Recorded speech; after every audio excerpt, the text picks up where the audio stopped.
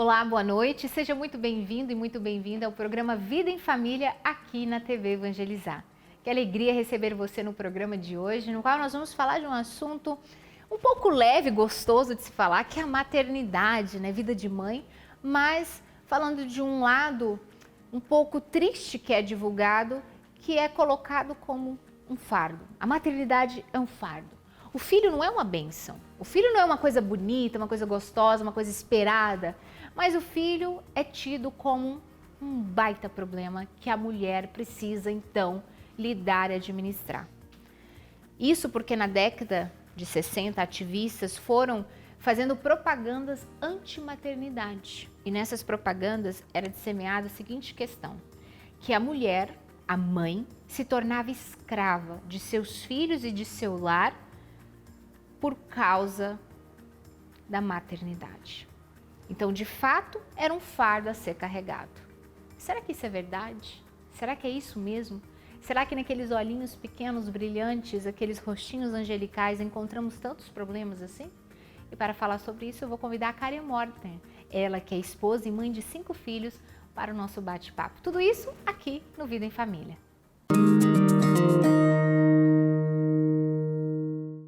Falar sobre maternidade, um assunto tão leve e delicado, porque se trata de bebês, de criança, aqueles olhinhos angelicais, as bochechinhas fofinhas, aquele cheiro gostoso, deveria ser algo agradável e bom.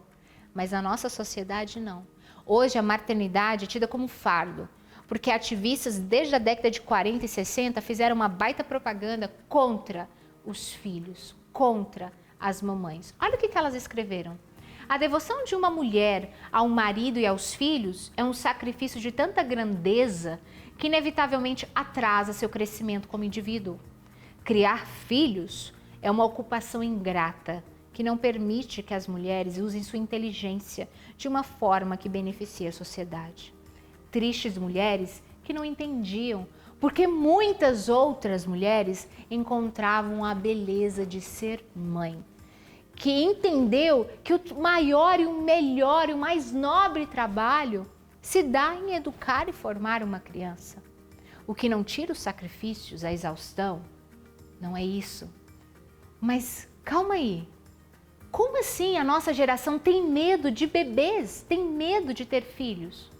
E com isso, em contrapartida, uma grande filósofa que mais de 37 anos se dedicou lecionando e escrevendo livros sobre o privilégio de ser mulher, Alice Wildenbrand, vai escrever. Um dom que Deus deu à natureza feminina foi o dom da receptividade.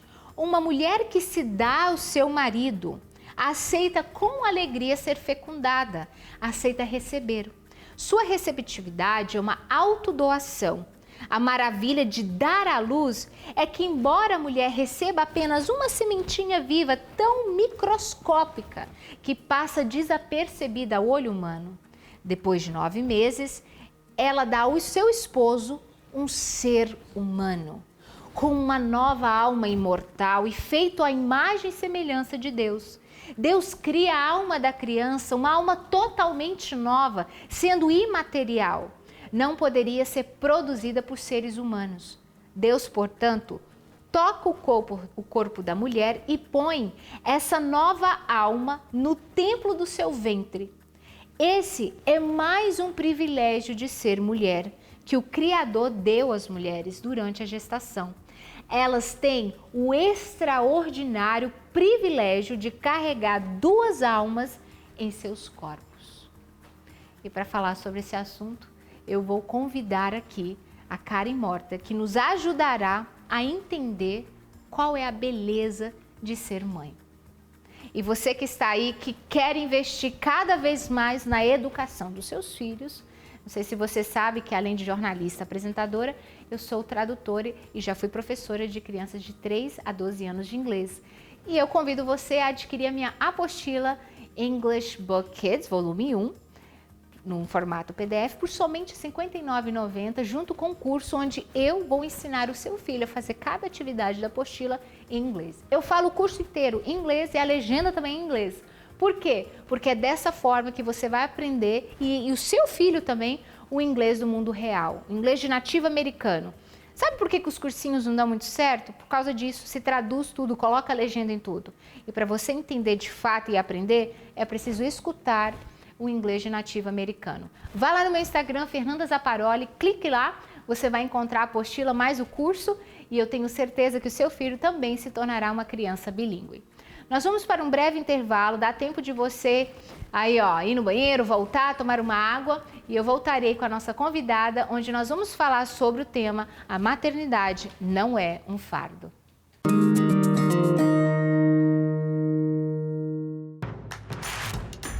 Não perca mais nenhum vídeo da TV Evangelizar. Inscreva-se agora. Estamos de volta aqui no Vida em Família, que alegria receber você na TV Evangelizar. E hoje o assunto é maternidade. Ela não é um fardo. E para falar sobre isso, eu selecionei a dedo uma mãe que é especialista em educação infantil. Apesar de ser enfermeira, né, e obstetrícia, especializada em educação em saúde, casada há 17 anos e mãe de 5 filhos, sendo 3 adolescentes, ela hoje tem um trabalho voltado diretamente na educação de filhos. Karen, seja muito bem-vinda ao nosso programa. Uma alegria poder colaborar com você. Karen, você viu no início do programa a reflexão onde eu fiz sobre os pensamentos e ensinamentos das feministas das décadas de 40, 50, 60, onde literalmente a maternidade é tida como um fardo. Ela é escrava, a mulher é escrava do marido, escrava dos filhos, escrava do lar.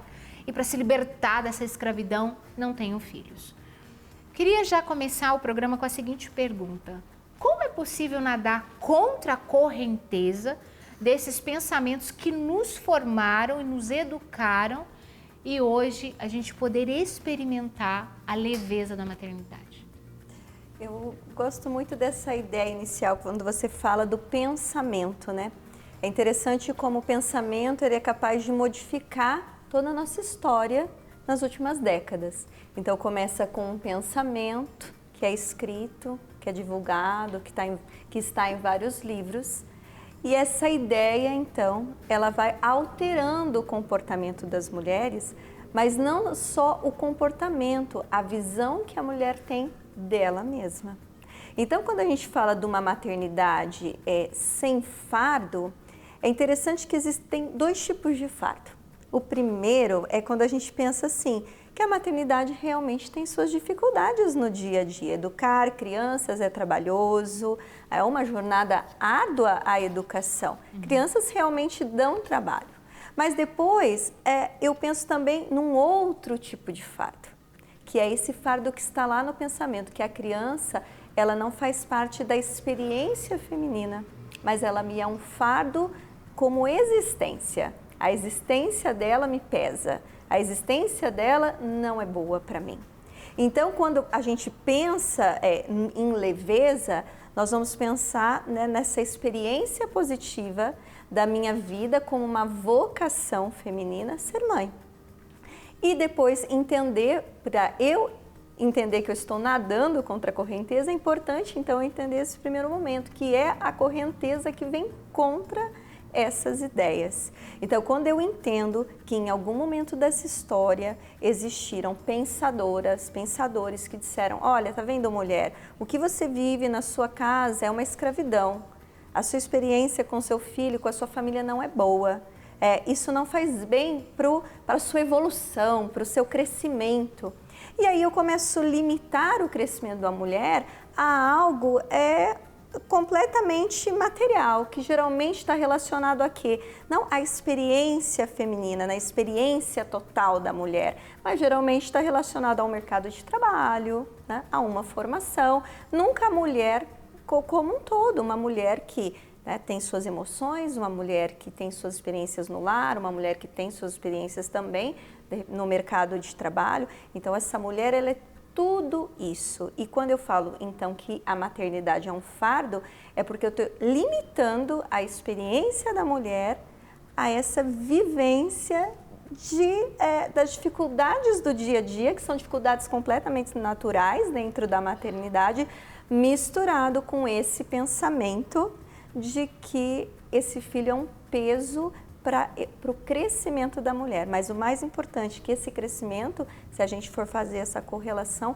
é sempre relacionado a um crescimento voltado à carreira, nunca à pessoa da mulher. Karen, uma outra questão assim da maternidade é, de fato, existe uma exaustão, existe um caos ali inicial, principalmente quando é o primeiro filho, aquele bebê tão lindo, você não imagina a demanda que é para, né, cuidar dele naqueles primeiros meses. Então, uma mulher que ali está nesse cenário do caos, do início da maternidade, crianças pequenas, escuta uma frase dessa, né, como estava até sendo divulgada mediaticamente.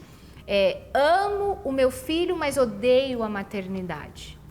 Como falar para essa mulher que está inserida nessa realidade que, calma aí, né, existe sim uma beleza própria e alguns ajustes que podem ser feitos. Quais são as técnicas, estratégias que você poderia dar? É interessante, eu aprendi, Fernanda, um nome novo para esse caos inicial na nossa vida, que chama zona de incompetência. O que é essa zona de incompetência? Aprendi com a minha amiga, que é aquele momento da nossa vida onde ele sai completamente fora do que eu estou habituada. E o primeiro filho é essa minha inauguração na maternidade. Então é evidente que eu vou ter uma zona de incompetência, uma zona que eu não consigo lidar. Por quê? Porque eu estou nesse momento com um bebê, eu nunca tive um bebê em casa, aí muitas vezes eu nem tive irmãos ou primos do qual eu lidei com esse bebê, e aí eu tô com todos os meus hormônios alterados, e aí eu tô com o meu sono todo desregulado porque eu tenho que cuidar desse bebê, e tudo isso vai gerando na mulher essa sensação de exaustão. E entra então esses pensamentos, eu odeio a maternidade. Mas na verdade não é que ela odeia a maternidade, porque a maternidade não é só aquilo. Assim, é limitante você pensar que a maternidade são os momentos do qual você vive um caos numa circunstância que vai acabar. Então, olha só que interessante, como que a gente é programado para focar naquele momento, naquela circunstância caótica e aí dizer, não, eu estou odiando tudo que está acontecendo comigo. Mas de modo muito prático, a primeira coisa é quando a mulher ela olha para ela e ela entende aquela circunstância. Eu tenho um bebê, isso é novo para mim. Ou às vezes quando eu entro o segundo filho, né? Eu nunca tive 2 filhos, então agora eu tinha um bebê, agora eu tenho um segundo filho. Então, novamente eu entro naquele momento de zona de incompetência, mas eu preciso entender aonde eu estou. Eu estou nessa situação. E, de modo prático, como eu posso cuidar disso? E aí que entra um ponto bem importante, que é eu foco nessa dificuldade. E então, se isso está me causando dificuldade, logo melhor era não ter filho. Não é a mulher, se ela ama, né, ela mesma fala, eu amo o meu filho. Então, o problema não é o filho, o problema é a circunstância do qual ela precisa administrar. E como que eu administro isso? Buscando ajuda, então eu vou conversar melhor com o meu esposo para ver como que a gente pode naquele momento dividir ali o trabalho com esse bebê que está chegando. Eu posso pedir ajuda às vezes para a avó ou para uma tia. Eu posso organizar o meu dia, por exemplo, quando meu marido está em casa no final de semana. Vamos supor, eu estou com licença à maternidade. Então, de final de semana, meu marido está em casa comigo. Então, será que dá para eu fazer umas comidas congeladas para aquele dia? Por que eu estou colocando esses pontos, assim, completamente práticos? Porque é isso que faz a diferença. Sim. É a administração do caos que faz a diferença. Eu vou contar uma coisa para vocês incrível aqui, né, para vocês todos que estão assistindo. Que uma vez, uma amiga já estava no 3º filho. Olha, 3 filhos, você fala assim, nossa, já tem que cuidar de 2, estou grávida do 3º. E aí eu conversando com ela, ela falou, tá perto do bebê nascer, eu já congelei 40 pratos. Ela já tinha 40 pratos congelados para todas as jantas seguintes. Quer dizer, é alguém que está completamente preparado para aquela situação. Então, a questão dessa dificuldade toda e da gente tornar esse momento mais fácil é a gente entender o que está acontecendo e saber que se eu não tenho toda a solução, muito provável que boa parte da solução, se eu prestar atenção, eu vou conseguir encontrar boas soluções para aquele momento. uma solução básica, por exemplo, relacionada ao sono que eu aprendi com o Silvio, que era, olha, agora eu realmente estou um pouquinho cansada, você chegou do trabalho, você fica aqui um pouco com o neném, né, que eu vou lá descansar um pouquinho. Aí ele chegava super tarde do trabalho, umas 8 da noite, ficava com as crianças e eu ia descansar. Então, uma solução tão simples, né? Ao invés de eu falar, nossa, eu estou desesperada, então tem uma solução simples. E, de modo geral, as soluções são simples. Eu costumo dizer que muitas vezes quando uma mãe se queixa, né? Estou cansada, nossa, estou com sono, meu Deus, quanta coisa para fazer. Ela não está se queixando do fato dela ter filhos, ela está se queixando do cansaço. E ponto, é isso. Né? Então, se ali ela tem uma ajuda, depois de organizar a casa, enfim, descansar, ela se enche de amor novamente para com aquela criança ou aquelas crianças. Karen, você tem uma experiência bem interessante, pontual, na sua história, que você teve a sua primeira filha, né, enfermeira ali, até posso dizer de alto padrão em São Paulo, e você faz uma experiência de renunciar à sua carreira, à sua ascensão, para entrar dentro de casa e cuidar de forma integral dos seus filhos e do seu marido e do lar. Então você vai em contrapartida dos pensamentos dessas ativistas. Enquanto muitas querem se libertar dessa escravidão, você buscou entrar para o lar. Por que você fez essa experiência e depois de tantos anos, né, já com os filhos adolescentes, valeu a pena? Olha, vale a pena, porque se você olhar para os seus filhos, eles só serão crianças uma vez na vida. E a enfermagem, ela está aí para uma vida toda. Então é interessante essa ideia que a gente tem de que se nós abandonarmos a nossa carreira por essa experiência, por essa entrega total, eu não estou dizendo que precisa ser a escolha de todo mundo, foi a minha escolha e ela realmente foi muito significativa para mim. Mas eu entendia naquele momento que existiam vivências no dia a dia que se eu não vivesse, elas não iriam voltar. E muitas vezes, logo no início, e eu tive uma experiência que mudou completamente, assim, para mim, essa percepção de que existiam coisas que não iam voltar, foi um dia que eu fui dar aula e quando eu voltei, a senhora que estava cuidando da minha filha, que devia ter uns 6 meses na época, ela pegou e falou assim, então, eu dei a papinha tal, o banhinho já está pronto. Eu falei, nossa, mas eu estou saindo de casa e tem outra pessoa ficando com a melhor parte. A parte que não vai voltar. Então, quando eu olho, eu falo assim, valeu a pena, porque os meus filhos nunca mais vão ter 1 ano, nunca mais vão ter 2, nunca mais vai voltar. E agora eles têm 16, eu olho, eu falo assim, nossa, tem 16 anos, né? Passou. E aí eu vejo, né? E falo assim, gente, eu estava com ele com 1 ano, eu estava com ele com 2. Então, é incrível isso, né? A gente não olhar naquilo que verdadeiramente importa. Eu me emociono porque, mãe de meninos pequenos, a gente sempre pensa isso. Às vezes você está no meio do fardo, do caos e você não vê. É isso que eu quero falar para você que é mãe, né? É um momento único na vida do seu filho e que qualquer sacrifício que hoje você faça, você vai colher o fruto lá na frente porque vai passar. Esse adolescente não vai querer mais dormir na sua cama, não vai querer mais seu colo, não vai querer mais que você fique o tempo todo lendo livros. Não vai mais espalhar um monte de coisa. E eu ia falar justamente isso. No momento assim, decisivo da minha vida, na minha carreira, onde eu também fiz essa opção em abrir mão, né, de uma ascensão para ser mãe integral do meu primeiro filho, e hoje eu já tenho o segundo, e assim por diante. E aí, um dia eu vi no Instagram do Diário Escolar, no qual a Karen e o Silvio trabalham juntos ali, ela colocou uma foto da sala da casa dela, cheia de brinquedos, igualzinha a minha sala. E eu olhei para aquela foto, e aí depois ela coloca uma foto depois, a sala totalmente organizada. E aí o texto dela reflexivo era, a minha sala já não é mais assim.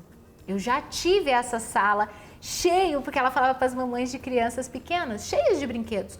Mas hoje não, passou. Hoje as coisas estão nos seus devidos lugares e não tem brinquedos espalhados pelo chão. E ali eu me senti muito tocada porque reforçou a minha decisão, reforçou aquela alegria que eu tenho de hoje olhar e falar assim, vai passar. E a memória que eu estou criando dos meus filhos, ninguém tem como arrancar, roubar, está lá para sempre. Né? Então agora, cara, eu gostaria que você pudesse trazer para nós a sua realidade de mãe de 5. Porque é uma pessoa que está apaixonada pela maternidade, né? 1, 2, 3, 4, 5. Como que foi para você enfrentar os preconceitos da sociedade, da família?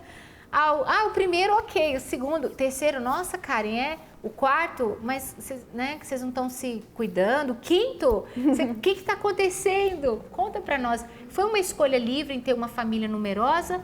Foi por acaso? Como que é essa história? Vou começar pelos 5 filhos.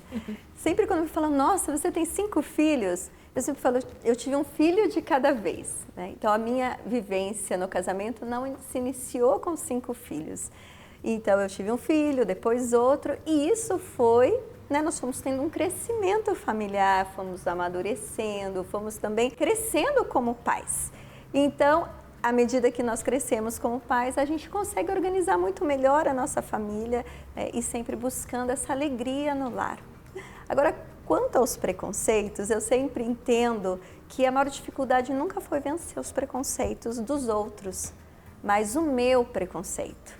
Porque no começo a gente falou daquele pensamento, então todos nós, de alguma forma, fomos influenciadas por esses pensamentos de que o filho é um fardo. Então a primeira pessoa que eu tive que vencer foi a mim mesma. No momento que eu estava convicta de que esse pensamento não era um pensamento adequado, muito pelo contrário, ele era completamente contrário a toda a realidade de alegria, de amor. Essa vivência que eu tinha com meus filhos era completamente ao contrário daquilo que se falava. Então eu estava convicta das minhas escolhas. E aí lidar com os preconceitos já não era uma dor. Por quê? Porque eu estava junto com meu marido construindo a minha família e eu não precisava dar mais satisfação para ninguém. Então esse foi o ponto, né? Para a gente vencer os preconceitos dos outros, a gente primeiro precisa estar convicto das nossas escolhas. Não falo que foi do dia para a noite que eu estive convicta nesse sentido, mas deu ali 1, 2, 3 anos e eu entendi que na verdade o problema não era o preconceito das pessoas, mas as minhas convicções. Muito lindo tudo isso que você está falando. E assim, ó, eu quero terminar dizendo assim, gente, olha a elegância de uma mãe de 5 filhos. Karen, depois um outro programa ela vai ensinar os segredos de se ter uma elegância, né, um corpo esbelte tendo 5 filhos. Para dizer que a maternidade, gente, não escraviza ninguém, ela tem cara de escrava, olha, coitada. Não, linda, elegante, uma mulher muito inteligente, intelectual. Eu me inspiro muito em você na sua maternidade. Obrigada por ser esse exemplo. Eu que agradeço a confiança. Gente, nós vamos ficando por aqui. No programa da semana que vem o tema será Como Perdoar uma Traição. Eu espero por você. Até lá. Boa noite.